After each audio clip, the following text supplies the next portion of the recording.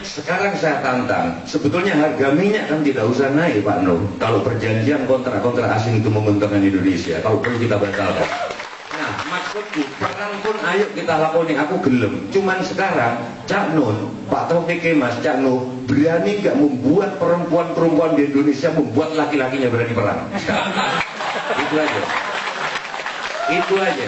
Dan yang ketiga, percuma ada Ihsanuddin Nursi di sini kalau masih ada mitos bahwa BUMN adalah persoalan mati hidupnya bangsa, karena beliau pernah ngomong di TV APBN hanya 2/3 perekonomian 20% perekonomian nasional, 80% adalah ekonomi rumah tangga dan ekonomi industri. Hanya untuk menyelamatkan APBN berimbang, APBN dinaik, BBM naik, semua kolaps katanya. Percuma ada Cak Nur. Aku serius saya jangan tanya ini saja. Sampean boleh bilang bisa menguasai wong wedok, tapi sampean gak iso ngatasi keadaan ini. Thank you. Terima kasih Bung Tejo. Ini kalau gini, kalau di wayang dia ini jurusannya Bima, punya anak lebih gila lagi. Kalau Bima itu cuma berdiri nggak mau pakai kromo injil, tapi anaknya lebih gawat lagi, dia berani memaki-maki Bathara Guru. Nah, Bima punya anak Ontoseno, ini lebih kurang ajar, punya anak lagi Ontoseno namanya Sujiwo Tejo. Dan kita membutuhkan orang macam dia, sangat membutuhkan. Rasulullah saja itu begitu lapang hatinya, sehingga orang-orang macam dia juga selalu dicium tangannya oleh Rasulullah. Gitu ya. Jadi saya sangat sayang, sangat cinta sama dia. Segala fitnahnya saya anggap sebagai ungkapan cinta. Kalau perempuan aku nggak fitnah.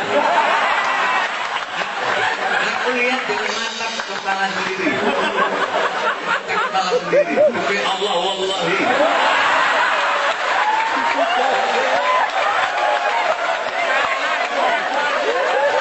Oke, teman-teman sekalian, saya tidak boleh menggeser ini dari Cak Nur ke saya. Soalnya aku tinggi kromo tak pateni teman ada.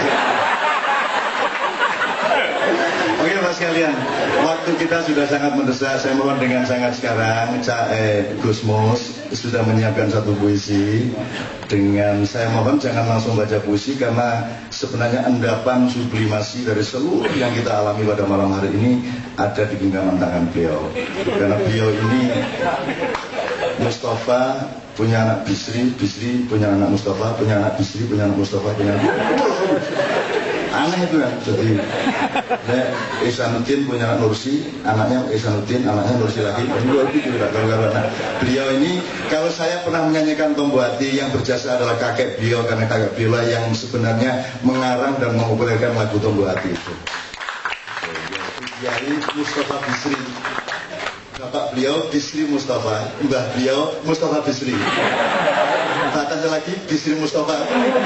Diwolak-walik Gusti Allah sampai bunyi pipo.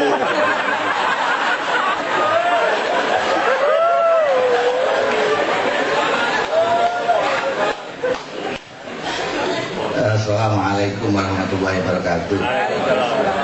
Salam sejahtera untuk kita semua. Selamat malam, Mbak Omi dan sekalian yang hadir. Jombang itu memang luar biasa, menyumbangkan putra-putra Indonesia dan Jombang luar biasa. Ada di kalangan kiai disebut Maha Kiai Al-Allamah Hasyim Asy'ari, dia dulu dari kiai-kiai di Indonesia. Ada putranya Wahid Hasyim, ada putranya Wahid Hasyim, Abdurrahman Wahid. Di Jombang ada siapa di Beku, Mas Mulu. Ada yang Endutut ini, Cak Durasin yang membawa Ludruk sampai ke Indonesia. Ada LH Airun Najib, ada Cak Nur Khalis Majid. Dan malam ini kita memperingati 1000 hari dari Cak Nur. dan orang yang mewakili semua tokoh-tokoh Jombang itu Ainun Najib. Ada Cak Nurnya sedikit, ada Gus Durnya sedikit, ada Asmuninya sedikit.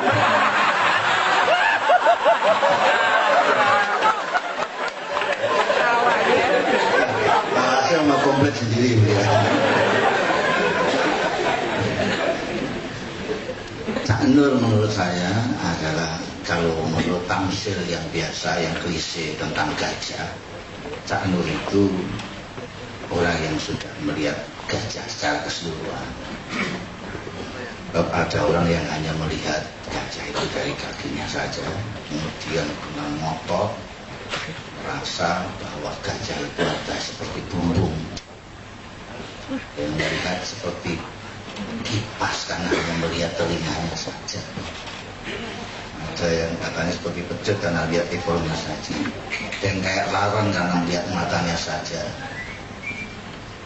Cak Nur melihat gajah saja, karena Cak Nur itu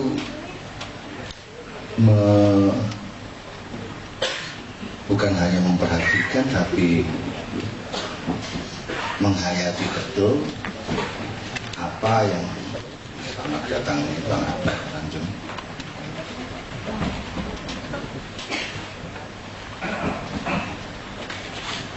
Jadi menghayati betul apa yang dikatakan oleh pemimpinnya, yaitu Kanjeng Nabi Muhammad SAW.